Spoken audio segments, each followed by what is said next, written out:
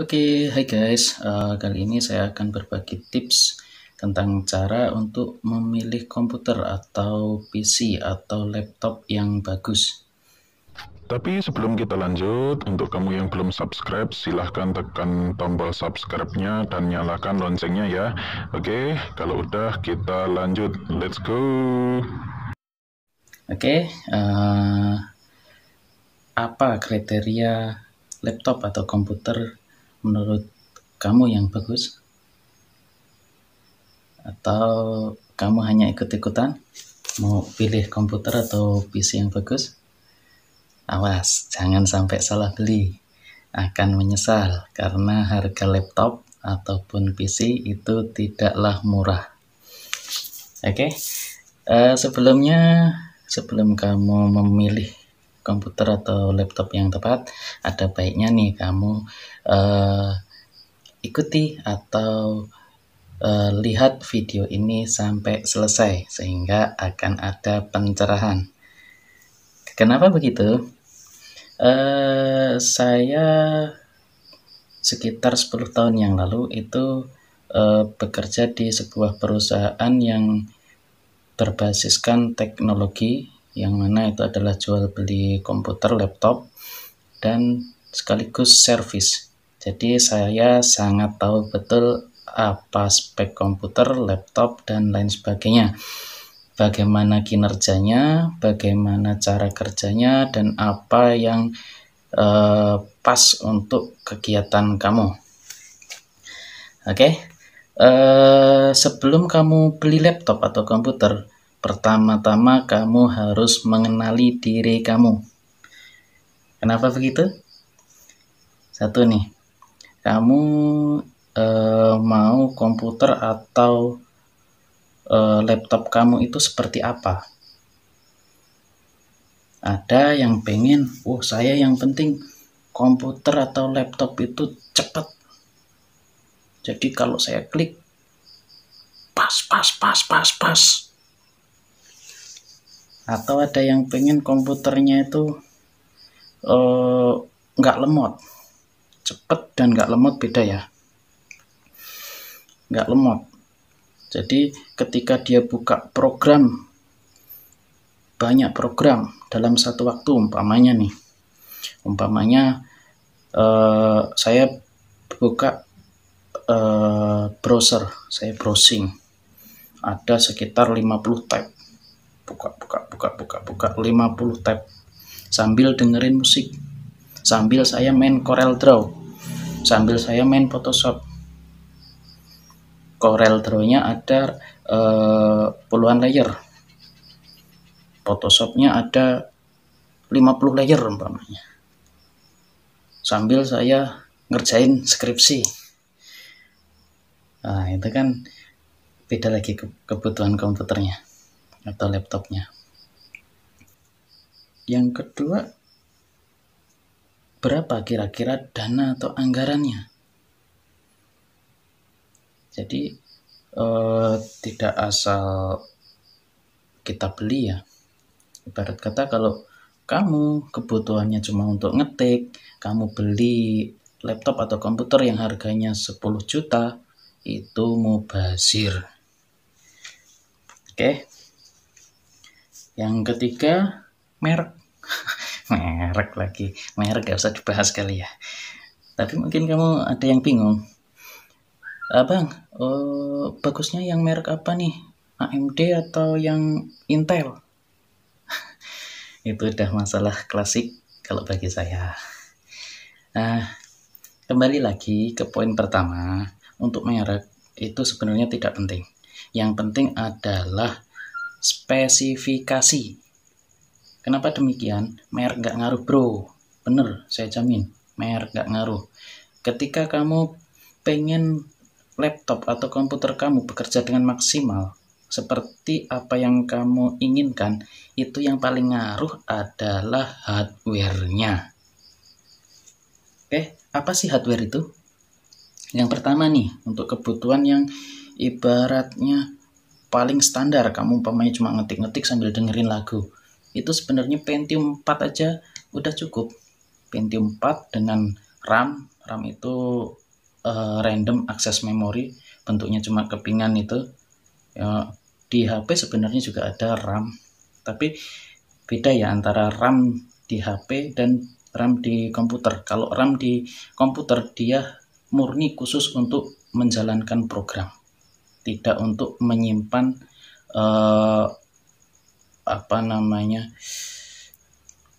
tidak untuk menyimpan instalan. Nah, gitu. Bedanya ini. Instalasi kalau di komputer itu dia larinya ke folder C atau yang sesuai kita tuju. Nah, kalau di HP dia lari dibagi dua. Nah, ada yang lari ke harddisk atau memori, ada yang lari ke RAM. Itu. Nah, kalau di HP memori itu harddisk itu disebut juga dengan memori. Jadi jangan salah paham ya. Kalau untuk harddisk di komputer itu murni untuk penyimpanan data. Kalau RAM random access memory itu murni untuk menjalankan program. Nah, di sini untuk kebutuhan yang paling standar untuk ketik-ketik aja, kamu pakai RAM yang 2 GB udah lebih dari cukup. Pakai prosesor Intel Pentium 4 atau yang setaranya, kalau AMD Athlon ya, itu udah cukup, lebih dari cukup.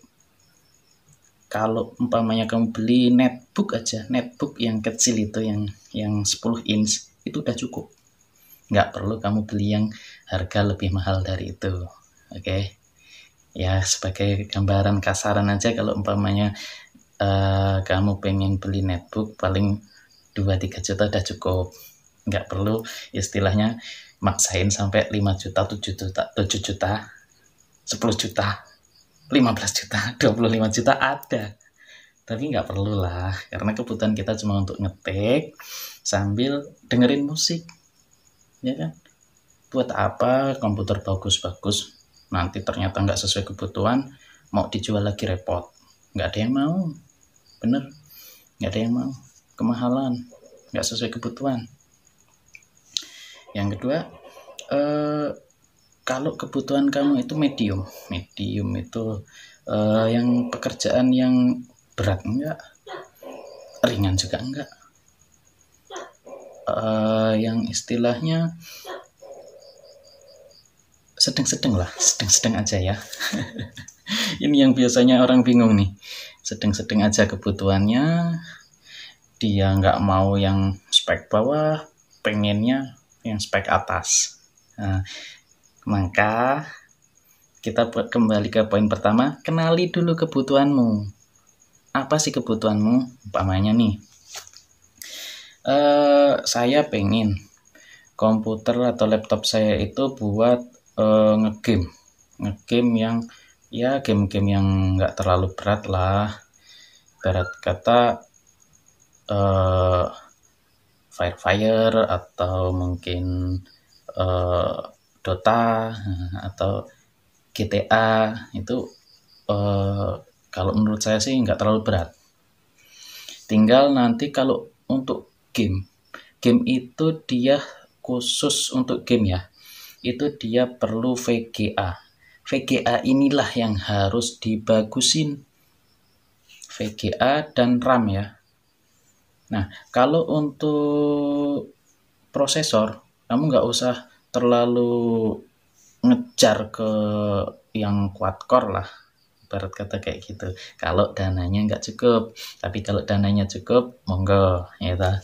Jadi umpamanya nih kebutuhan medium itu game tapi nggak terlalu besar, atau mungkin kamu kebutuhannya untuk browsing puluhan tab, mungkin 10, 20, 30, 50, sambil dengerin musik, sambil mungkin main Corel, sambil download 1-2 tab, itu masih kebutuhannya masih termasuk sedang ya. Dan itu menurut saya itu dual core udah cukup. Yang penting kamu RAM-nya yang gede. Tuh. Dan clock-nya, nah ini clock dari prosesornya yang tinggi. Kamu lebih baik ngejar clock prosesor yang tinggi daripada ngejar quad core. Kenapa? Kenapa saya bilang begitu? Di komputer clock satuan kecepatannya adalah gigahertz. Jadi clock itu tidak bisa di-upgrade. Jadi gini, clock itu ibarat kata IQ-nya komputer, kecepatan berpikirnya. Itu nggak bisa di-upgrade. Ya, kalau kamu tahu ya, khusus untuk AMD, itu ada yang namanya Black Edition, itu clock-nya tidak dikunci. Ini yang saya salut dari AMD ya. Dia ada yang seri-seri tertentu itu tidak dikunci clock-nya. Jadi kamu bisa setting umpamanya standarnya 1,7, maksimal bisa 3,2 atau berapa, atau dari 3 GHz ke 5 GHz. Yang penting pendinginnya bisa memadai gitu. Nah, namanya overclocking kalau itu nanti kita bahas lebih lanjut suatu saat nanti ya. Oke. Jadi kalau untuk kebutuhan istilahnya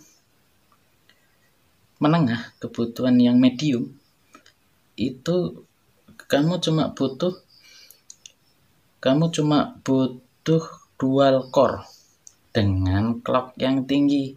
Itu lebih baik daripada kamu core i3 quad core dengan kecepatan atau clock yang rendah, umpamanya quad core tapi 1,6. Buat apa bro? Quad core tapi 1,6 GHz buat apa? Pasti lemot, percaya deh, pasti lemot, pasti kamu nyesel. Apalagi kebutuhannya buat game dan kamu maksain spek, nggak bakal puas lah. Mending kamu clocknya ditinggiin, walaupun di spek itu dia gamenya itu butuh quad core, tapi kalau clock prosesor kamu tinggi, pasti lebih baik daripada clock prosesor kamu rendah tapi quad core. Saya jamin. Oke. Kita lanjut ke kebutuhan yang ketiga ya, yang istilahnya yang tingkat tinggi. Nah, kebutuhan yang multitasking. Nah, kebutuhan yang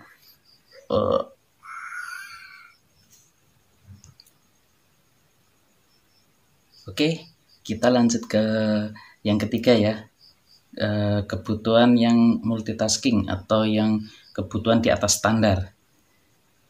Bagi kamu yang pengen yang komputer atau laptopnya itu kebutuhannya di atas standar, mungkin buat game-game yang berat gitu ya kan, buat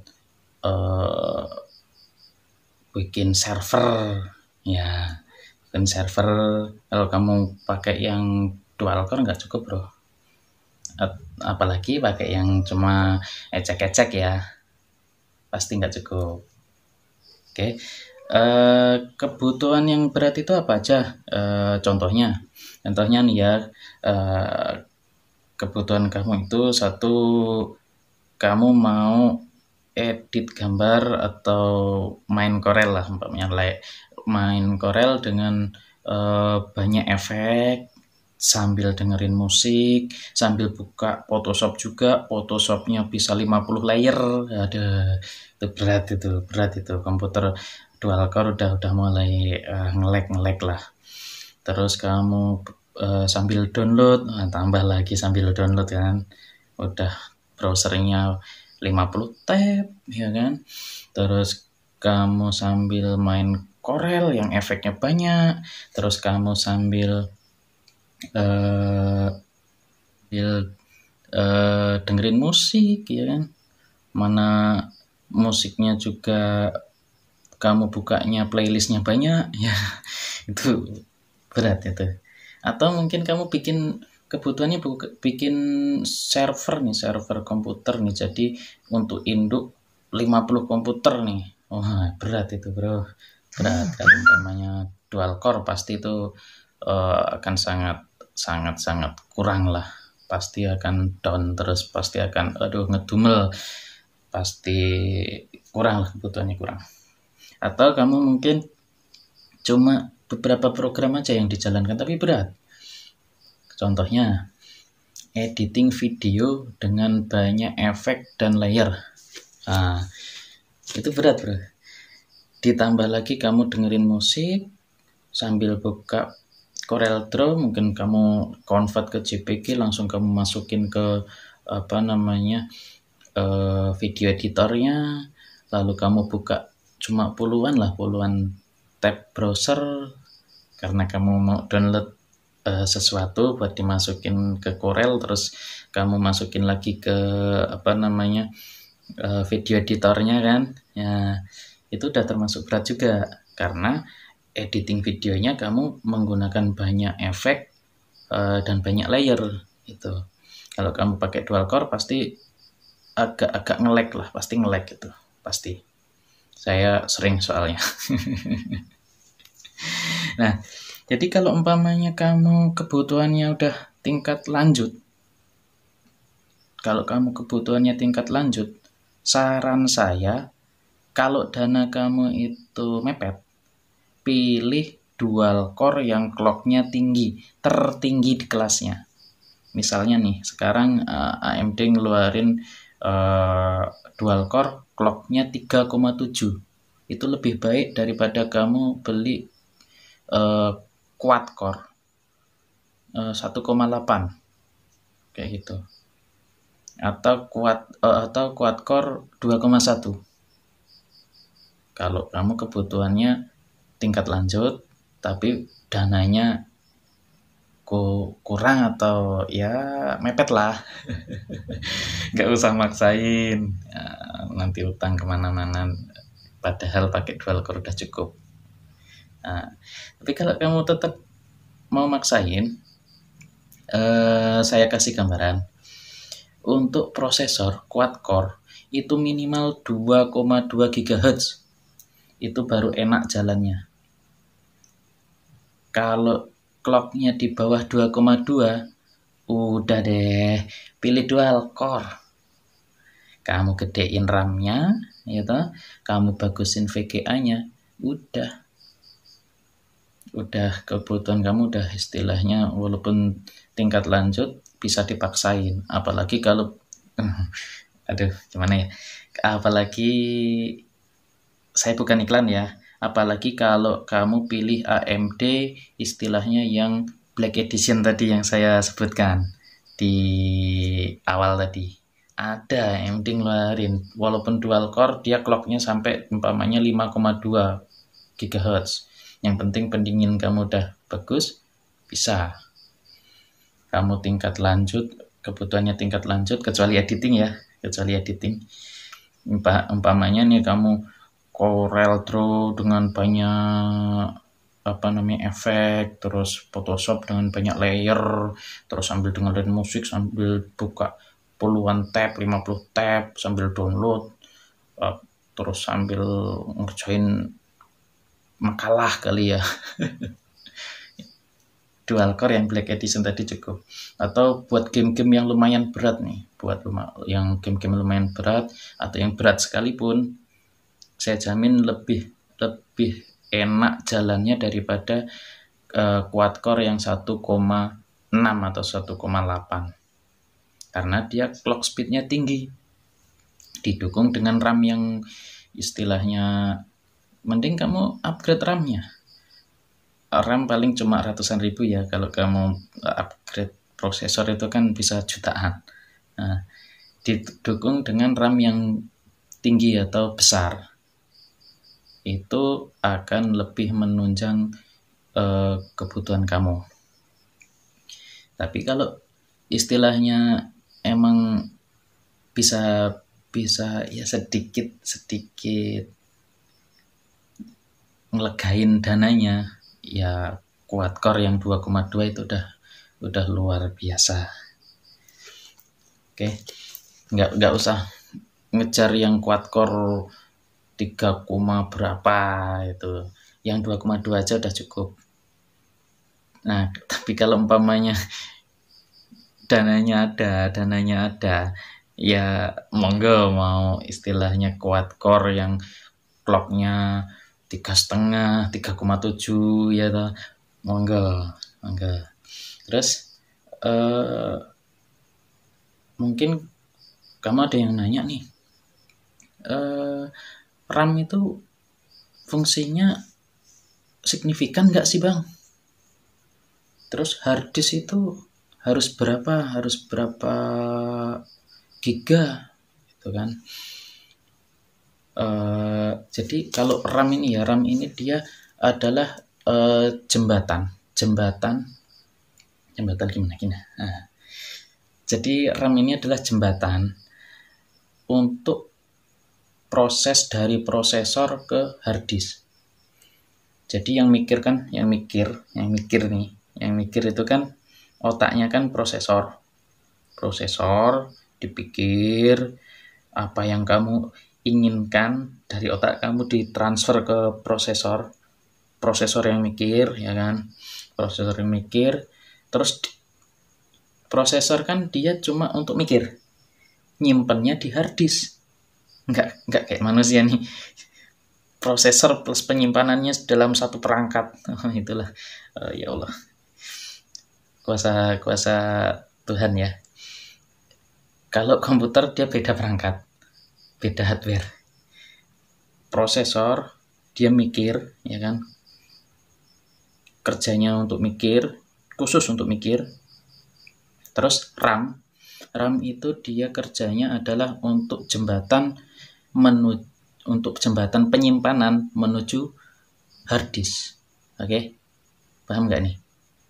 Yang mikir itu prosesor, untuk disimpan itu butuh RAM atau random access memory yang besar. Semakin besar RAM-nya, semakin cepat ibarat kata nyampe ke hard disk-nya. Jadi gini, ibarat kata saya pengen mindahin barang, umpamanya pasir, umpamanya saya pengen mindahin pasir dari dalam kepala nih. Mana itu? Saya pengen mindahin pasir dari satu ruang.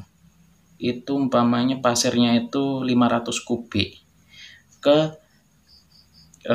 ruang lain, umpamanya ruang A ke ruang B. Pasirnya 500 kubik, ruang B itu umpamanya bisa muat sampai jutaan kubik.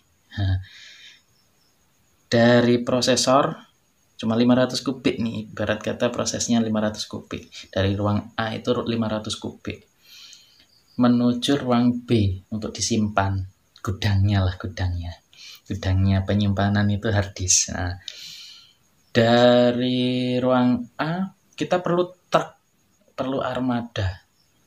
Nah, itu nanti ada namanya armada itu, ibarat kata kalau RAM itu ada spesifikasinya bro, dia ada clocknya juga, ada kecepatannya juga, maka RAM itu selalu naik spesifikasi RAM itu selalu naik dari yang dulu DDR1, DDR2, DDR3, sekarang ada DDR4. Nah, itu adalah upgrade kecepatan.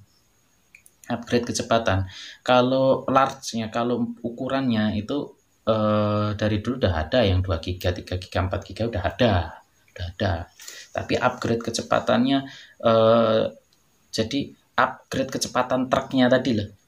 Kita kan butuh untuk membawa data, untuk membawa pasir tadi dari ruang A ke bank penyimpanannya, ke gudang. Itu kan butuh truk. Truk kan punya kecepatan, iya kan? Itu kecepatannya ibarat kata kecepatan RAM-nya. Nah, besarnya RAM ini adalah jembatan, ibarat kata jalan tolnya. Nah, jadi besar RAM, umpamanya RAM kamu 4 GB. ya jalan kamu ibarat kata 4 meter lah untuk truk-truk kamu itu. Umpamanya RAM kamu 8 GB, ya 8 meter lah ibarat kata kayak gitu. Nah, kecepatannya itu beda lagi. Jadi kamu punya kecepatan truk umpamanya 700 Mbps, punya 4 GB. Ya, itu dua ukuran yang beda, Bro. Lebih baik lagi kalau kecepatan kamu paling tinggi dan kamu punya jalannya lebar. Jadi muatnya cepat. Gitu. Ibarat kata kamu punya RAM DDR4 32 GB. Waduh, nggak ada istilah loading lagi itu. Apalagi prosesornya quad-core minimal 2,2 tadi ya. Aduh, udah nggak ada loading lagi lah. Ibarat kata kayak gitu. Ya sebenarnya sih masih ada beberapa hal yang mendukung kayak mainboard, tapi saya rasa kalau kebutuhannya udah itu mainboard udah otomatis ngikutin lah motherboardnya, otomatis ngikutin yang harganya bisa untuk spek itu. Karena gini, sekarang ini kalau kita kebutuhan prosesornya itu tinggi, kita nggak bisa milih motherboard yang kebutuhannya rendah, nggak mampu, beda chipset, nggak bisa gitu. Jadi nggak terlalu dipikirkan lah, ibarat kata gitu. Oke, mungkin kamu ada yang bertanya nih, bagus mana sih antara quad-core, hexacore, atau octa-core? Kalau umpamanya versusnya nih, quad-core 3,7 sama hexacore 2,2. Nah, 4 otak dengan 6 otak. 6 gimana? 6 otak. 4 otak dengan 6 otak. Lebih bagus mana? Tapi kecepatannya beda. Jadi yang 4 core itu clocknya umpamanya 3,7. Ini udah ngomongin yang kebutuhan tinggi ya. 4 core tapi clocknya 3,7 versus hexacore yang clocknya cuma 2,2. Nah, ini tergantung ke kebutuhannya nih. Tergantung kebutuhannya. Kalau kebutuhannya itu untuk komputer server, saya sarankan yang hexacore. Tapi kalau kebutuhannya untuk ngegame, ngegame lagi ya. Kalau kebutuhannya untuk ngegame, saya dulu gamer.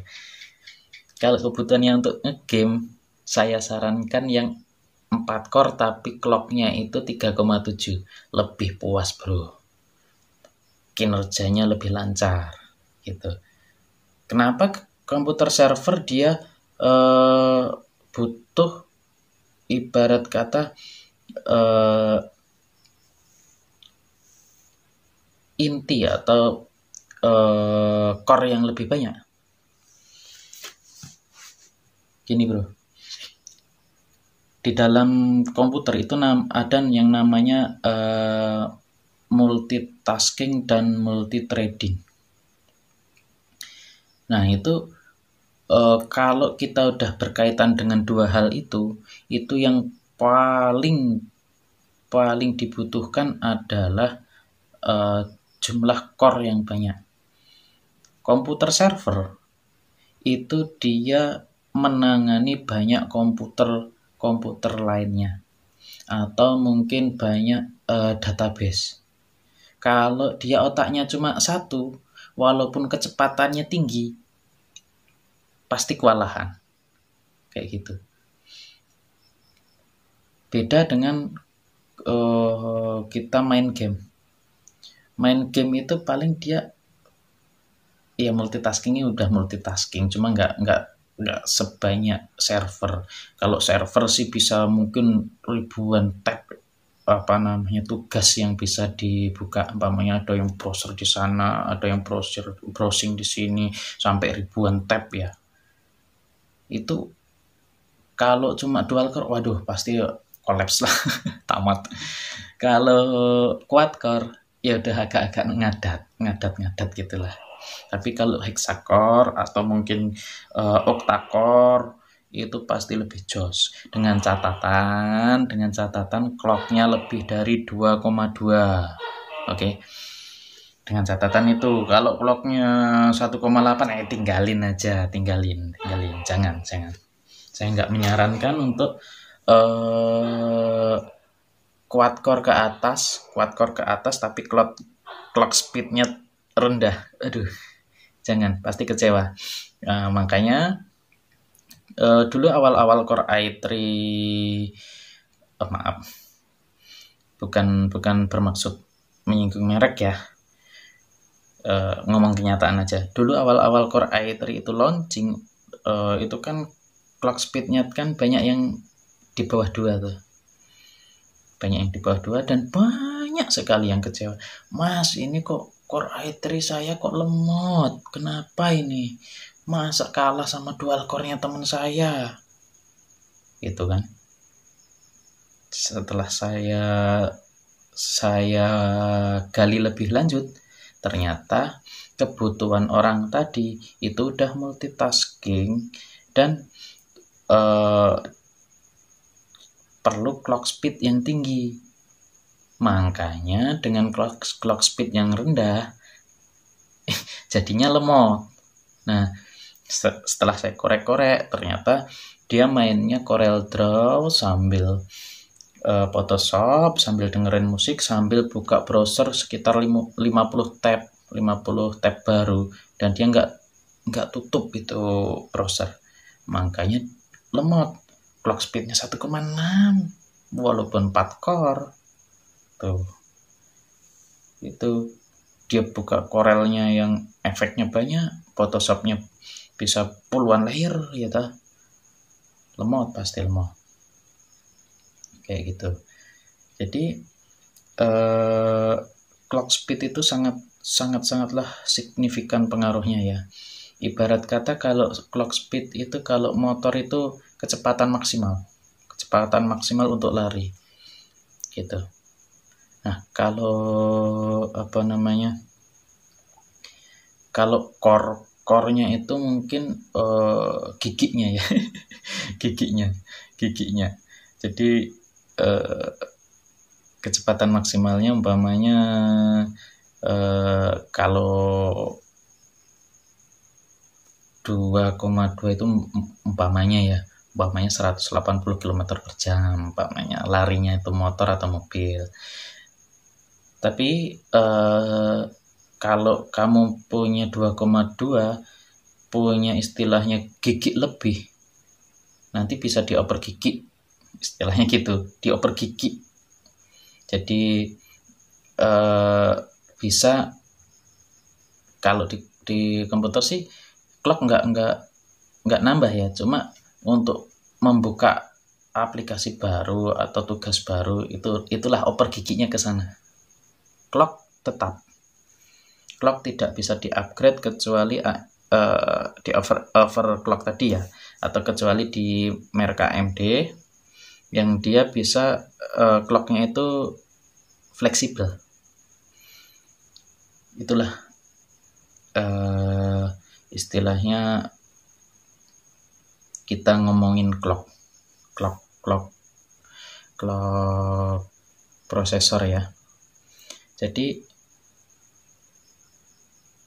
kebutuhan kamu itu harus kamu sendiri yang tahu. Kira-kira kamu itu kebutuhannya itu masih dibilangnya medium atau udah tingkat lanjut. Terus budget kamu cukup apa enggak gitu. Kalau budgetnya sedengan, pengen komputer yang untuk tingkat lanjut, mendingan beli dual core dengan clock tinggi. Oke. Nah, tapi kalau dananya cukup, mending kamu beli quad core yang minimal clocknya 2,2 ya, 2,2 atau 2,1 ke atas lah. Tuh. Oke, mungkin itu dulu ya yang bisa saya sampaikan. Kalau kamu pengen tanya, pengen curhat, kamu bisa komen di bawah ini. Dan kalau kamu pengen info-info yang lebih lanjut lagi, kamu bisa subscribe ya, subscribe. Nah, di mana nih subscribe-nya, di sini apa di sini nih? Bisa subscribe ke channel saya untuk mendapatkan info-info terbaru seputar komputer dan tips-tips dunia digital ya, tips-tips Android, tips-tips yang kekinian lah, tips-tips teknologi dan informatika ya. Mungkin itu dulu. Oke, untuk selanjutnya kita akan bahas tentang spesifikasi komputer atau laptop ya. Jadi nanti di pertemuan atau di video selanjutnya saya akan membahas secara detailnya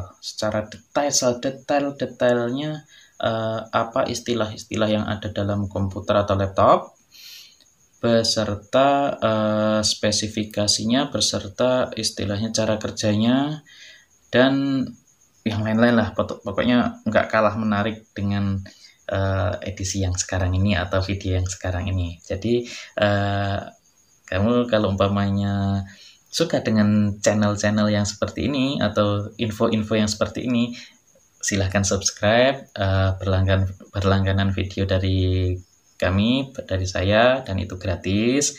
Oke, itu dulu yang bisa saya sampaikan.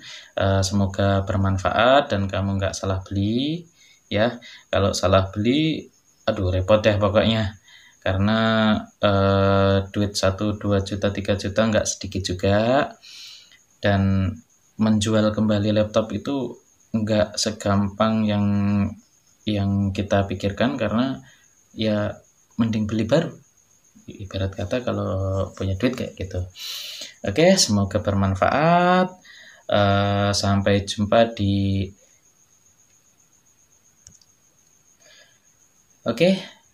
semoga bermanfaat. Sampai jumpa di video selanjutnya. Oke, terima kasih. Jangan lupa subscribe ya. Oke.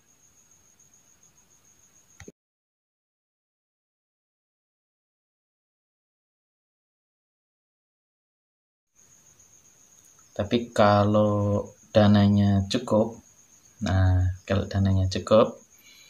beli yang quad core